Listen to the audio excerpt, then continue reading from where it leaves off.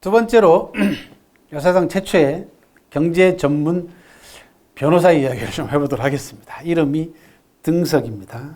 최근에 제가 발굴해낸 인물 가운데 하나입니다.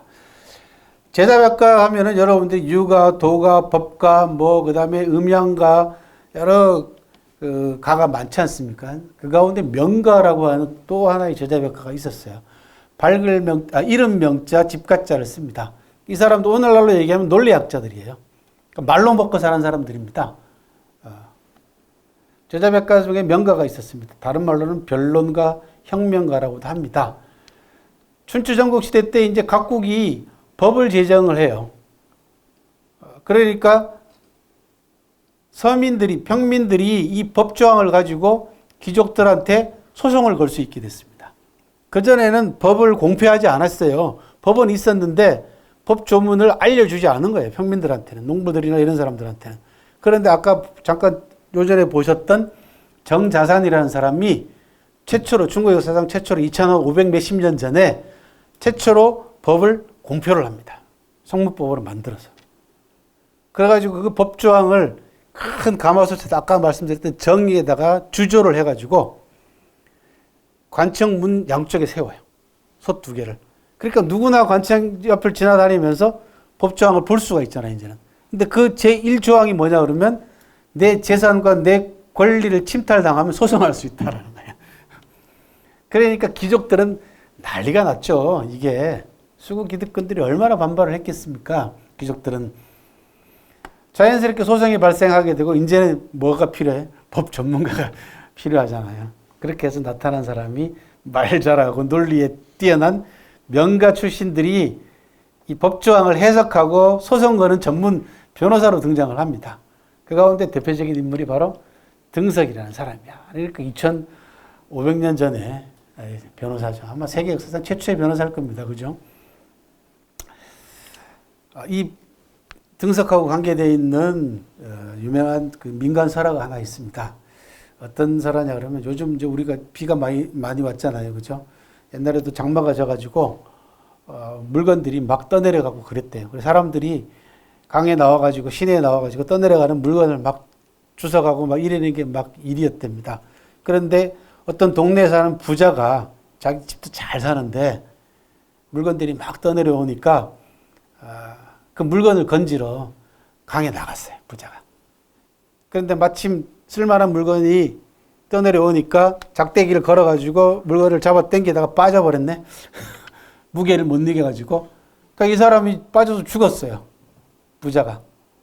그래 시신이 저 하류에 가서 이제 떠내려가서 이제 올라올 거 아닙니까? 가난한 집 어떤 사람이 그 부자의 시신을 하류에서 건져 올려요. 그리고 시체를 자기 집에서 딱 갖다 놓고는 부잣집하고 이제 딜을 하는 거예요. 시신을 가져가고 싶으면은 돈을 얼마 내라 이거예요. 근데 엄청나게 돈을 요구하는 거예요. 그러니까 부잣집에서는 또 이게 너무 비싸니까 돈을 많이 달라고 하니까 그렇게는 못 주겠다. 이렇게 나온 거야. 시체는 썩어가는데 협상이 안 되는 거야. 이 두 집안이 야, 득자안이 등석이라는 사람이 있다는데 그 등석을 찾아가서 해결해달라 그러는 거죠. 변호사를 찾아간 겁니다. 아마 역사상 최초의 변호일 거야. 이게 실제로 사실로 남아있는 변호일 겁니다. 등석이 가가지고 부잣집에 가가지고 얼마면 시체를 그러면 가져올 건데 그랬더니 저쪽이 지금 3천만 원을 부르는데 이거 우리는 한 1,000만 원이면 될 것 같은데 이쪽에 가가지고 가난한 집에 가가지고 시신을 갖고 있는 집에 가서 물어봅니다. 너네는 얼마까지 양보할 수 있냐? 안 돼. 왜 3천만 원까지 받아야 돼? 그 집 부자잖아. 그리고 인간들이 자기네 집 가장이 죽었는데 장례도 안 치르고 말이야. 그 돈 아까워가지고 말이야. 팽팽하게 해결이 안 나는 거야. 등석이 왔다 갔다 합니다. 해결이 안 나요. 그러니까 이 두 집안이 이놈의 인간이 해결해 준다면서 해결도 안 해주고 말이야. 우리 이제 중간에 왔다 갔다 하면서 변호사 비용만 챙겨간다고 관에다 고발을 합니다. 등석을 고발하는 거야. 그래서 관할 그 수령이 두 집안하고 등석을 불렀을 거 아닙니까? 불러가지고 얘기를 쭉 들어보니까 이게 후레 자식들이네. 양쪽 다. 두 집안 모두 다 후레 자식 나쁜 놈들이라고 해가지고 처벌을 합니다. 집안을 모두 다. 양쪽 집안에다가 다. 그러니까 등석이라고 하는 사람이 법 전문가이자 변호사이긴 했습니다만은 일부러 끈 거예요.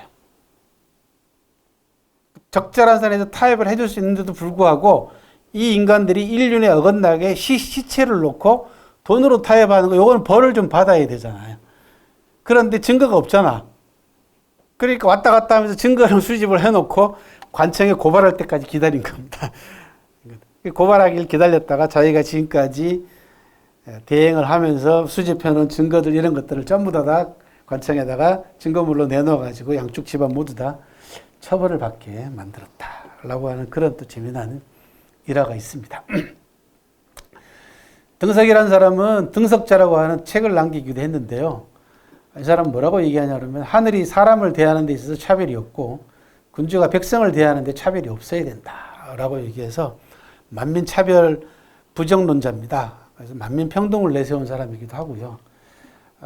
계급적으로 봤을 신분으로 놓고 봤을 때는 신흥상인과 지주들의 이익을 대변을 했습니다. 그래서 백성을 보고 정치하는 군주, 명군을 임금으로 삼아야 된다라고 하는 굉장히 파격적인 주장을 합니다. 사람들은 등석에게 법과 소송을 배우기 위해서 벌떼같이, 구름떼같이 몰려들었습니다. 그러면은 이 사람은 가르치면서 수강료를 뭘로 받았냐 그러면 마른 고기라든지 그 다음에 단기 코스는 바지 하나, 장기 코스는 양복 한 벌, 이런 식으로 수강료를 받았다라고 하는 재미난 기록도 남아 있습니다. 이 사람이 나중에 처형당합니다. 왜 그러냐? 축형이라고 하는 개인 법률집을 만들어버려요. 이거는 정부에 도전하는 거거든요. 정부가 공표한 이 법조항은 놔두고 자기가 이 법조항을 자의대로 임의대로 해석을 해가지고 백성들에게 법을 가르치는 거야. 그러니까 정부 입장에서는 이거는 완전히 반정부주의자 아닙니까? 그죠? 그래서 엄청나게 위험스러운 존재다 해서 수구 기득권 세력들이 결국은 잡아다가 죽입니다. 뭐라고 얘기를 했냐 그러면 이렇게 해서 죽입니다.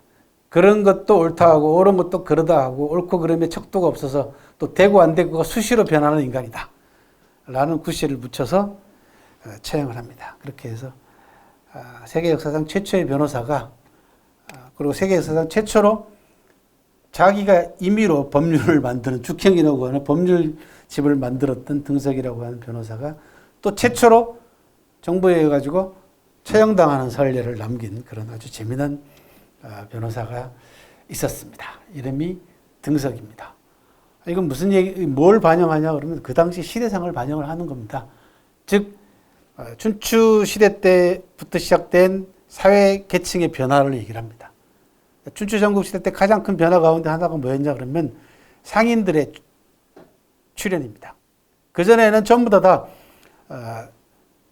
공상식관이라고 해가지고 공인들, 물건을 만드는 공인들이나 장사를 하는 상인들은 모두 관청에서 밥을 먹었다라는 뜻이에요. 모두 다 관청에 소속된 존재들이었는데 춘추 전국 시대 들어오면은 전부 다 개인 사업을 시작을 합니다. 그래서 사형, 개개인이 경영을 하는 자유상인들이 대거 등장을 합니다. 그리고 신문상의 변화가 일어나게 되고 거대 자본들이 축적이 됨으로써 법률 조항도 자연스럽게 정비가 될 수밖에 없었고 정나라 같은 경우는 결국은 그 상인들하고 신사협정을 맺어가지고 상인들의 정보와 상인들이 창출하는 부를 국가 재정으로 수렴해야 되는 그럴 수밖에 없는 그런 사회상의 큰 변화가 일어날 수밖에 없었잖아요. 그 변화에서 등석이라고 하는 변호사의 출현은 굉장히 자연스러운 현상 가운데 하나였는데 너무 과격한 주장을 내세우는 바람에 결국은 비극적인 최후를 맞이했다라는 그런 이야기가 전해옵니다. 오늘은 나라를 구한 현고호사라고 하는 사자성어를 남긴 현고호사라고 하는 사자성어, 애국상인으로 현고를 소개를 해드렸고 법률 공포와 상인들의 자유로운 활동에 따른 법 전문가들이 출연을 함으로써 소송을 대행하는 변호사까지 출연했다. 그래서 등석이라고 하는 명가 출신의 세계 최초의 변호사 한 사람을 소개를 해드렸습니다. 수고하셨고요. 다음 주에 뵙겠습니다. 예.